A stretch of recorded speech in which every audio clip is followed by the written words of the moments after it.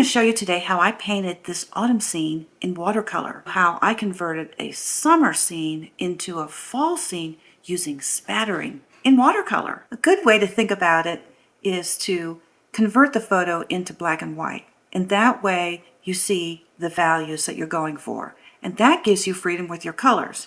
So this is what we're going for. I've done the drawing on the watercolor paper, and then I applied masking fluid. Here's the view of what it'll look like after I apply the lightest values. I want to quickly go over a few different ways that you can spatter. One way is to take some kind of a floppy brush, and this one is a sable liner brush, and load it up with paint. And then you can do two ways. You can either tap it against a pencil or another paintbrush that's not wet, or you can flick like this. Now you see that you get lots of different sized dots, which is good because that's more random like you'd see in nature. And those can be helpful. Let's say you want those to diffuse a little bit. Well, what you can do is spray them with your spray bottle, and they will start to diffuse into the droplets of water that are on the paper.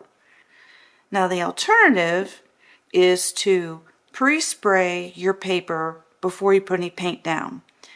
And if you spray it very quickly, most sprayers will give you a fairly fine mist and it will all be very even.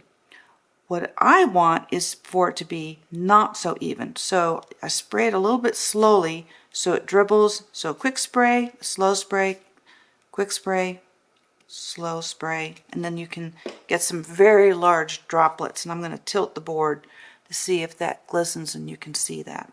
Now I can flick the paint and it'll automatically start to migrate where the water is.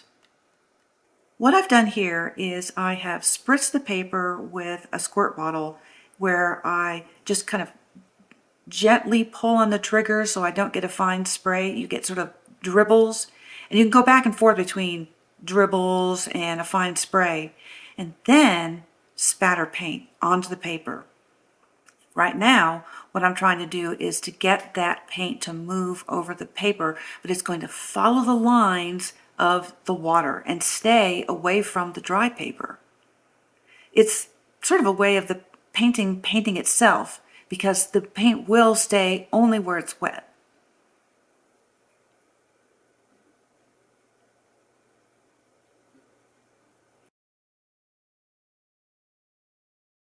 Here I'm using a fairly large round brush. I think this is a size 8. You could use larger than that. Really, you could use about anything that's floppy enough where you can sling paint onto the paper. And what I'm going for is I have this image in my mind of when the leaves are at their peak, where there's a lot of yellows and golds and oranges and reds. By laying in these foundational yellow colors, that will be the glow behind the leaves. This is a combination of Hansa yellow light and Indian yellow. I've also spattered in some Hansa yellow deep. Later on, you'll see me use a little bit of cadmium orange, which for a tube orange is beautiful, and I recommend it. One of the things that happens during fall is, despite some of the deep oranges and reds we see, there are a lot of plants that are still green. So I do add some green into this composition to try to portray that.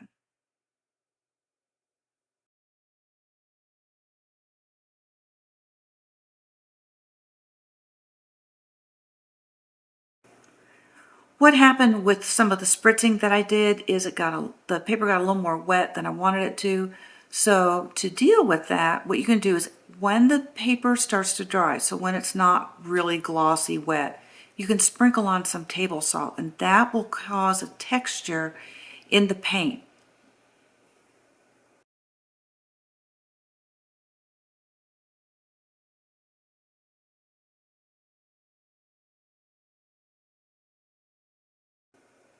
Now here you see that my paint sort of went out of control. But with watercolor, this is easy to fix. Look at what I did with my brush, where I drug those colors into the rest of the composition and made it work with the rest of the objects in the composition.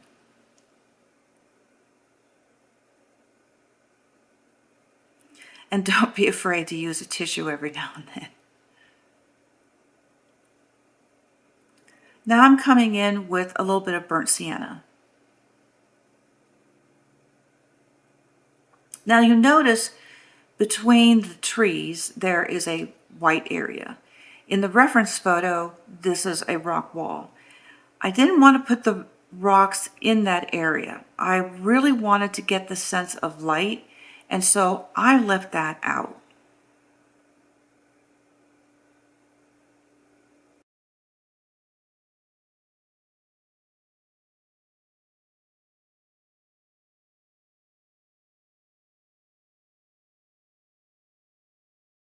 Now, one of the challenges is when you switch colors, you have to imagine, where do your yellows, your oranges, and your reds reflect in the stream that we see in this picture.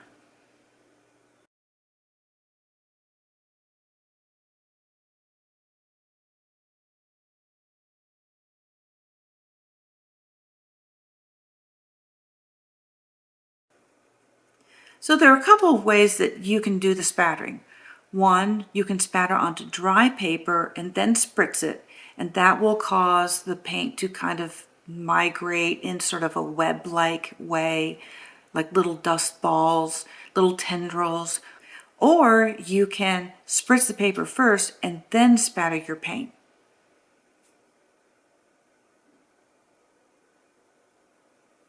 In this painting, I go back and forth between the two different techniques as needed.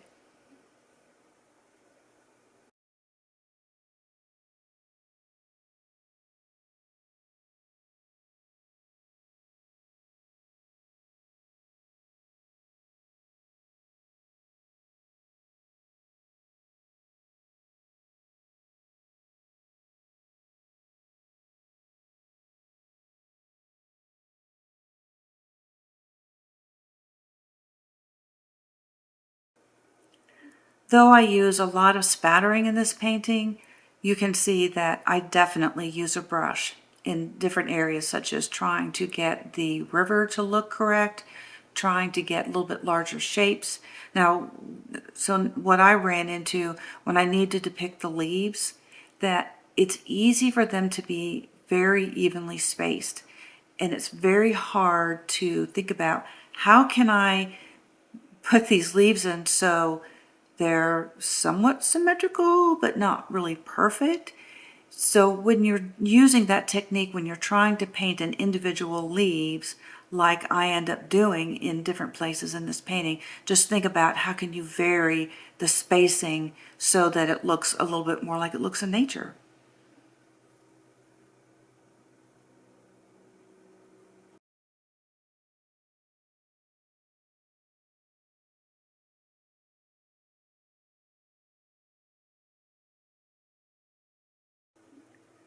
All throughout this painting, well, maybe 3/4 of the way through, I do use salt quite a bit. The trick is that you want to let your painting dry and then remove that salt when you go in for your next layer. The easiest way to remove the salt from your paper, make sure it's 100% dry, and then scrape it with an old credit card and it comes right off.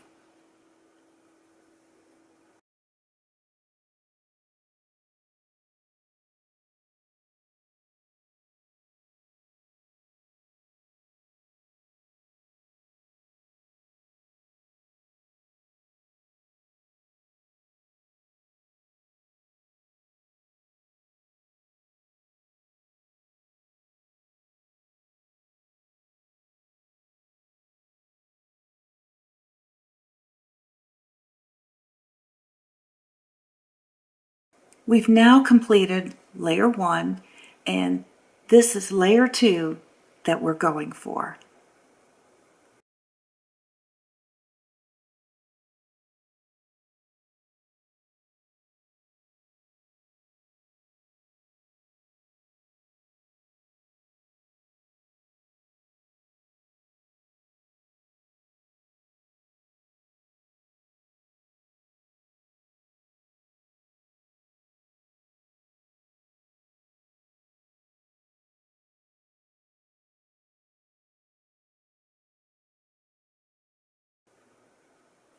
Here I'm starting to paint in the reflections of the river. And first I laid down plain water and then came back with my pigment so that it flowed naturally in the water that I applied to the paper. Other techniques are to paint wet on dry so you can see that there's some movement in the water.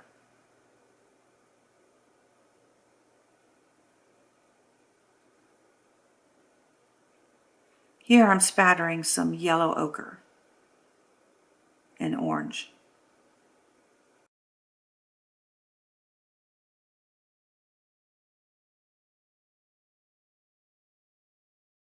Now the tree on the right, it didn't have any leaves in front of it, but I went ahead and let my leaves cover the trunk of the tree. Later on, you'll see how I took advantage of that.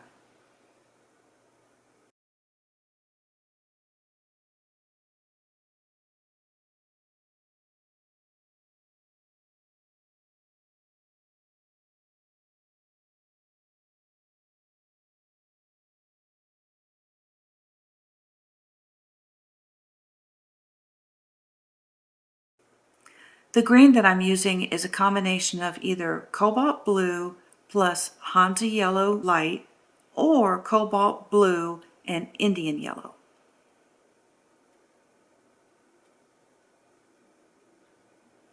The darker shadow color is, in this painting, usually a combination of cobalt blue and Perylene Maroon, though sometimes I'll use a combination of cobalt blue and burnt sienna.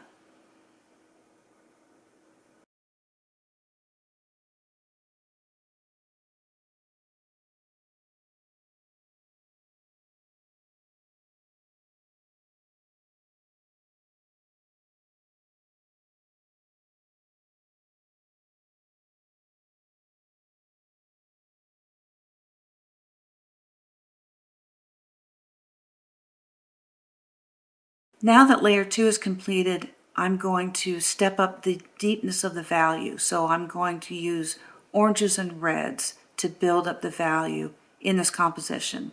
And what I'm going for is I want the center of focus to be where the bridge is. So I've got the bridge against that lightness that I talked about where I didn't put in the rock wall. I'm going to put darker values around the edge of the composition to help guide the viewer towards that center of interest.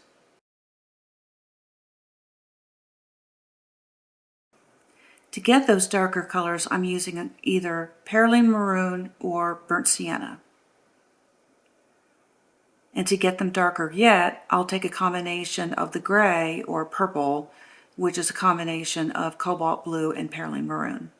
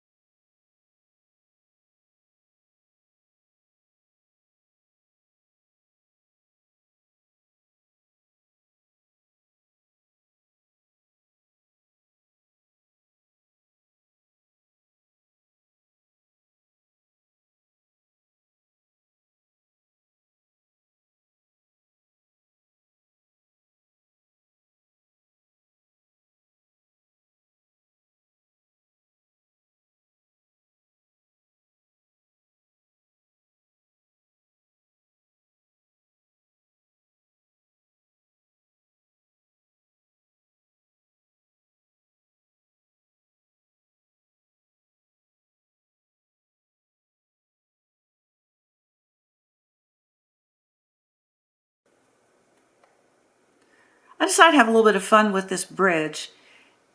I could have been very literal and used only grays, but I thought, yeah, let's use some of the colors in the rest of the composition to make it more lively.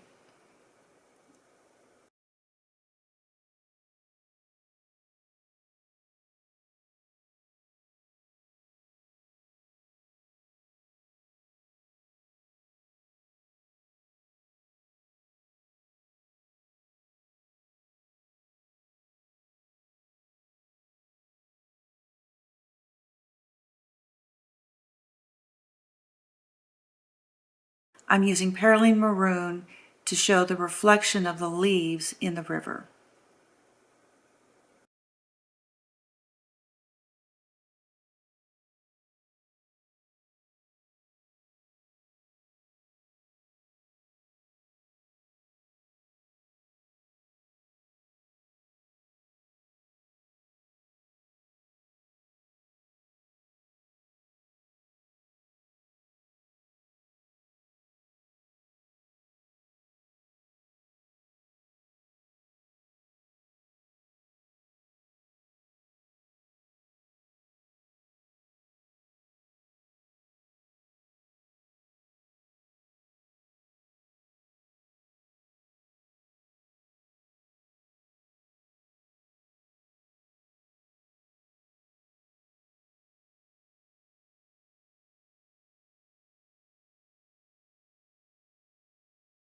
For the tree trunk, I used a combination of cobalt blue and burnt sienna.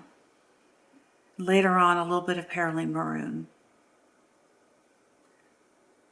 I left some gaps to show leaves in front of the tree. That wasn't in the reference photo, but I thought it would look nice.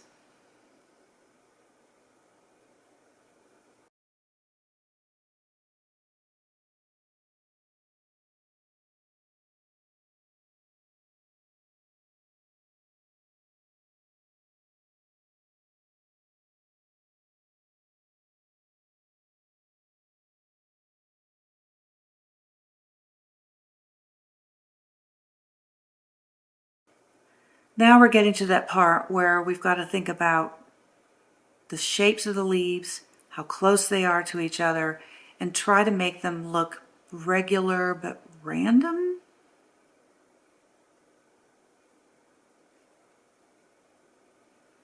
And another nice technique is to put down one color and then come back with another. In this case, I used Perylene Maroon and it came back with orange, or you could start with orange and come back with Perylene Maroon. When it's wet like this, with those kinds of values, and the dilution is probably like milk, they'll blend together on the page. It's really nice to see them mingle. And with the soft background, the sharpness of those leaves really pull the leaves forward in the composition and give you a sense of depth.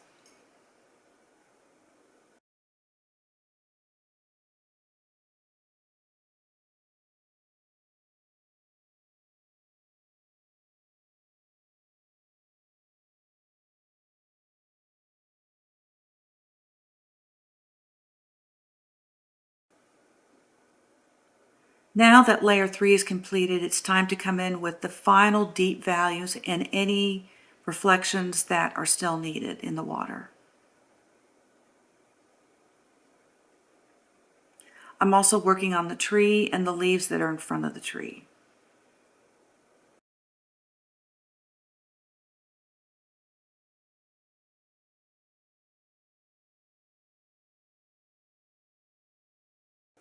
And here I'm lifting. I felt like the color got too dark on those tree trunks. And here I've switched to a small liner brush. This is an Escoda Optimo size 6. There are other brands that will work. Da Vinci Cosineo is one, and Famui makes a good needle brush. Those two options are a lot cheaper than this Escoda, but oh my gosh, I love these Escodas. They're wonderful. What's really nice about them is that they're Kolinsky sable, and so that makes the bristles really floppy.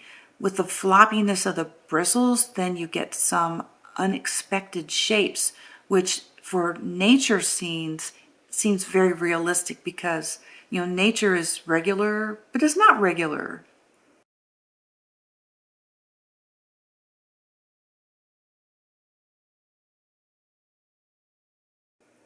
In this final layer, I'm trying to establish the darks as well as reflections in the water.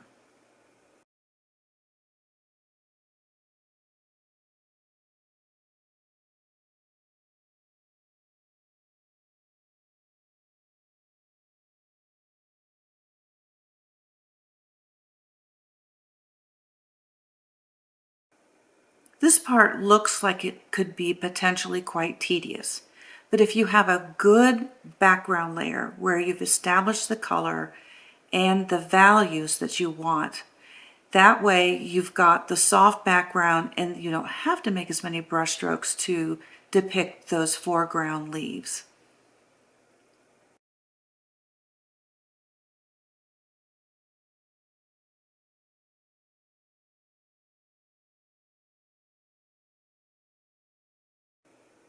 Now I'm going back into the tree to try to reestablish the leaves that are in front of it.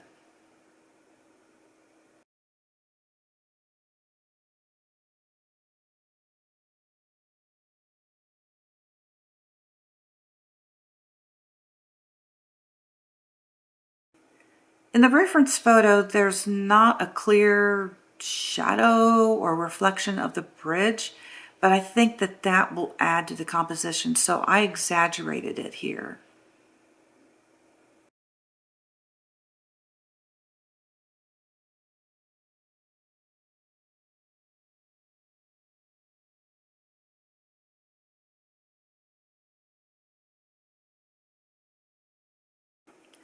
The other thing that I did with the river is that there wasn't a clear separation between the river and the background, whatever it is. Like in this case, it was really a rock wall, but I'm just making it light. And water is always darker than the objects it reflects. And so that's why I used yellow and orange in the river to distinguish it from whatever else is in the composition that's not water.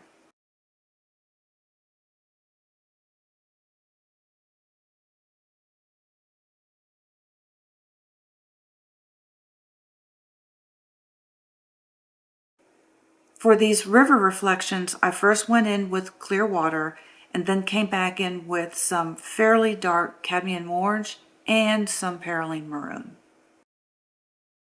Now, if you'll notice on the left-hand side where I'm putting in some more darks for the leaves that are on the bank of the river, it's still mostly soft. By having the softness, that helps the viewer look at the objects that are in sharp focus, which is going to be the bridge and the leaves overhanging the river.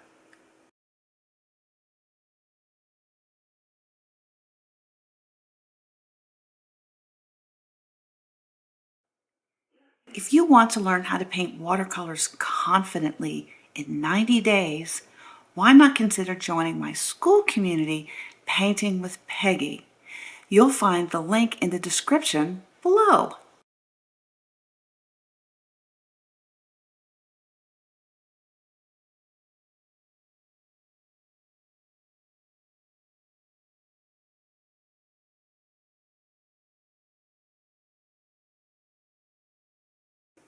Now it's time to remove the masking fluid. If you don't have one, I'm using a rubber cement pickup. They're so helpful. You can use your finger, but if you have a lot of masking fluid, that might make your finger a little sore.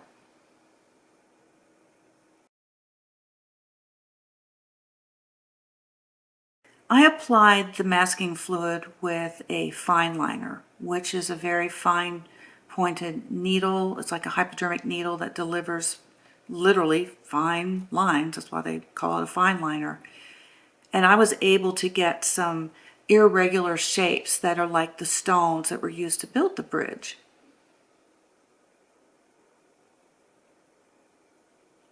As tempting as it was to just leave it white because I love the shape of those rocks, it just looks better to have some shadow color on those rocks because they are in shadow.